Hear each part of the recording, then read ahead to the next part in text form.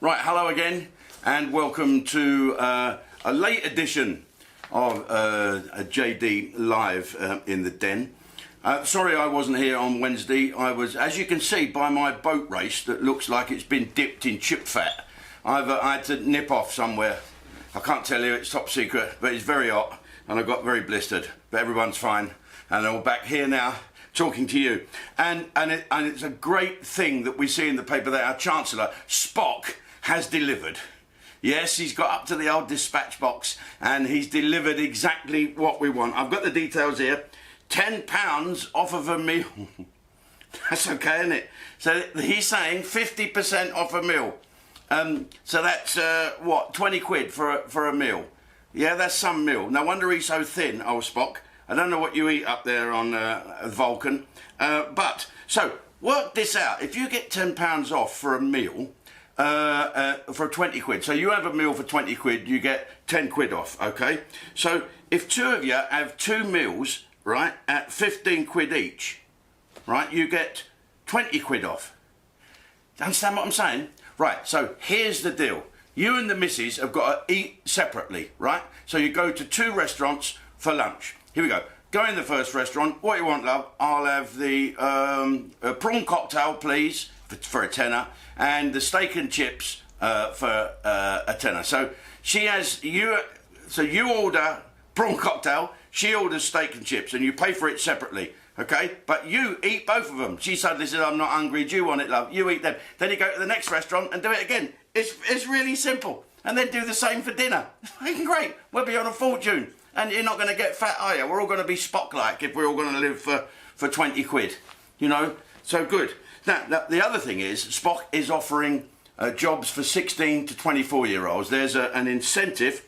Oh, bloody hell. It's a heat coming off my sunburnt head. He's offering an incentive for companies, which includes me, right, to offer jobs to 16 to 24-year-olds. Fuck. Why would you want to do that?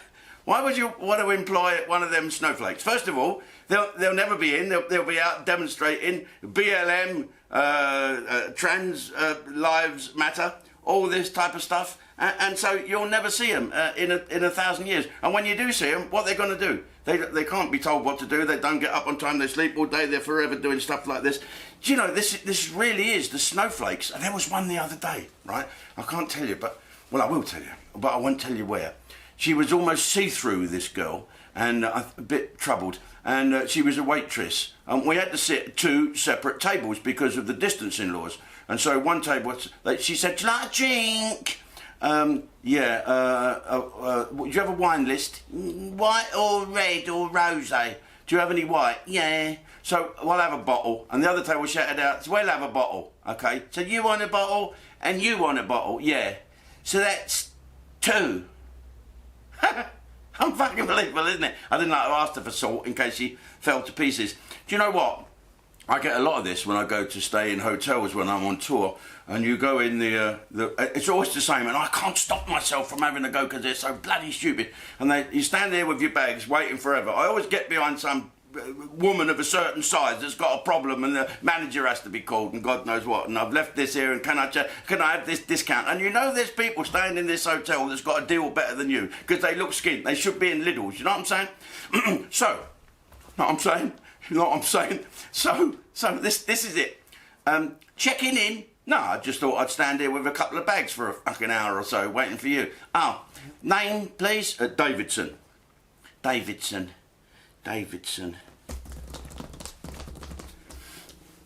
First name? I said, have you got a lot of Davidsons staying here? First name? Jim. We haven't got a Jim Davidson. Well, you have, because I've booked it. I looked out at the thing. I couldn't bloody find the right bit of paper with a reference on it. I said, there. Can you please just check again? Reference number 6474842. Yeah, but that's for a Davidson, but it's not for Jim Davidson, it's for James. You couldn't make it up, can you? You couldn't make it up. You couldn't make up what else is going on. What's it say here? Oh, why you police have lost the plot. You really have lost the plot. I've noticed you switched all the bloody cameras back on now and got all the vans out with them horrible grasses, got all them dickers along the A34 waiting to catch it. They got nothing better to do. Shame on them. Anyway, you police have got to stop you've got to stop stopping black people in cars. Okay. They say that the black people in cars, and there is a specific case which we'll talk about in a minute, but about racial profiling. Okay, so let's talk about racial profiling, because we do this in jokes.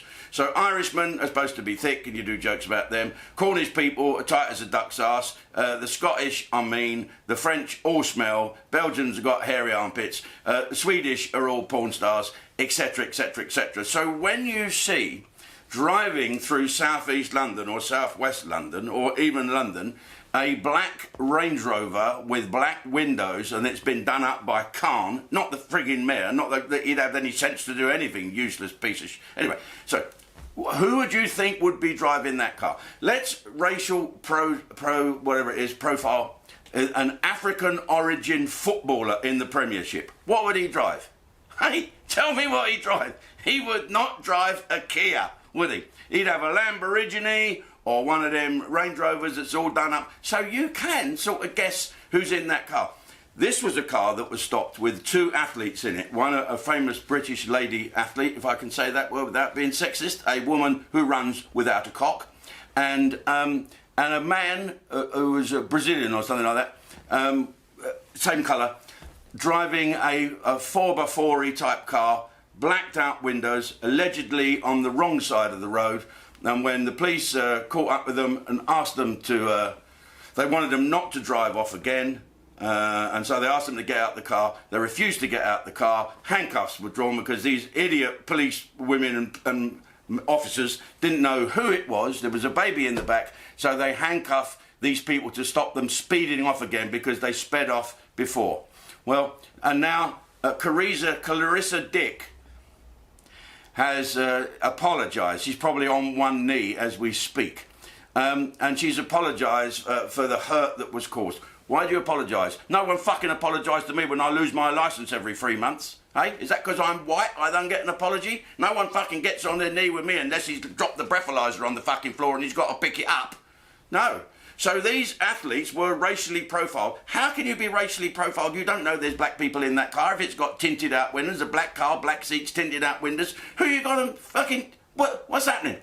And so when pulled up, they sped off, so they wanted to handcuff them again. And of course, what's happened? They did it because they were black. And all these fucking people on the BBC, on the Zoom, and there's 8 people on there of all different colours, and the BBC picked the 2 black ones to make a comment about it. So police, will you, for heaven's sake, for racial harmony in this country, let black people do what they fucking want. In fact, let anyone who isn't me or looks like me do what they fucking want as well. Is it okay with that, Clarissa Dick? You've lost the streets. There is no law and order out there, and it's going to get worse. And if you look at what's going on in America, what's going to happen? Is there going to be a civil war? Is there going to be black people fighting white people? Is that going to happen here? It normally does. Thank God all these snowflakes haven't got the bottle and don't know what real fucking battle is. Why are we battling with one another just because the colour of the skin? Do I ever say, you can't stop me because I'm fucking white? Would I say that to a black policeman? Would I? Fuck. If a policeman stopped me, would you get out of the car? This has been an absolute pleasure. It's a fucking nightmare driving it while you're this pissed. I've been stopped loads of times. Loads. I remember being down a country lane once, years ago, with the old condom on, banging away, some old bird. And the policeman knocked at the window and asked me if I'd been drinking. He said, will you blow into this bag? And I said, bugger off, I've just thrown that out. Now, if you think that joke's funny, you're old because you'd remember breathalyzers. But the police are going mad now. So just don't stop black people anymore because you're just racially, you're racists for stopping people who are breaking the law. So only stop white people who break the law, okay? Or the people that are on a beach if they're white. They don't get... I suppose you do get black people on the beach. I don't wish that to sound as negative as it came out and as stupid. But Black Lives Matter, fine, that can go on. But ban the gay march. Ban the gay march. Well, we need more black gay people, then the marches can go ahead. Why ban the poor gay people's march? They're the people that's been oppressed all their bloody lives, the gay people in this country, including me taking the piss. Well, I take the piss out of everybody. But why can't they march? What is going on? Now we've got the cricketers turning up, haven't we? We've got these cricketers from the West Indies who're going to fucking beat us anyway. They turn up and give it the one knee on the pitch. and put the hand up like this. I thought that was a black power salute. Are we trying to create a civil fucking war in this country? It's ridiculous. And so, listen, let me give you some advice to that brilliant young lady and her boyfriend or husband, I think. Next time the police stop you, get out of the car and run like fuck. You're athletes, they'll never catch you, they're all overweight, they're all jingly stuff and fucking tasers and things and whatever. They look like overweight little SAS men running down the road, so just run off. What are you going to do when we racially profile the Chinese people when they come over here? How are you going to see a car go past you and think, I bet there's Chinese people in there? And don't say because they can't drive. No, there's going to be 3 million Chinese coming here now, that's it. And so what are you going to do? What are you going to do? Don't stop then, because they all fucking do kung fu. Don't you worry about that. Anyway, ladies and gentlemen, let me just tell you about what is happening with me. I look at the news and I think, my God, I can't wait for these Chinese people to turn up, really. Just to balance it up a little bit, so we have not one majority white people and a minority black people and then other BAMEs and whatever. Chinese will even it up. And of course there'll be, do you know what? How do the Chinese find these fucking restaurants? I've been to North Wales, to Mid Wales, to Mid Scotland, to a village that's got one pub and a church and a town hall. And there's always a Chinese takeaway, isn't there? Hey, is that our national food? I love it. There was one in Cranley I used to go. Was it Cranley? Probably not. But I remember going in there and I said to the man, can I have 1 ton soup? Do you like 1 ton soup? It's made out of elbow skin, isn't it? Them little 1 tons. And elbow skin, as you know, is spare scrotum skin. If ever you catch your scrotum and, split your knacker bag, you've got more here. And then when you don't use it, you sell them to the Chinese and they make 1 tons out of it. So he served me up the 1 ton soup and he's got his thumb sticking in it. I didn't like to complain because in case he played the card, and said, you were racist. No, what do you fucking do? It's fun, it's in me soup. So I ate round that bit. It was rather difficult, but I managed it. And then he brought out my chicken chow mein and his thumb was underneath this. You've now realised this is a joke. Which takes me back to the 16 to 24-year-old snowflakes. What you're about to hear never really happened.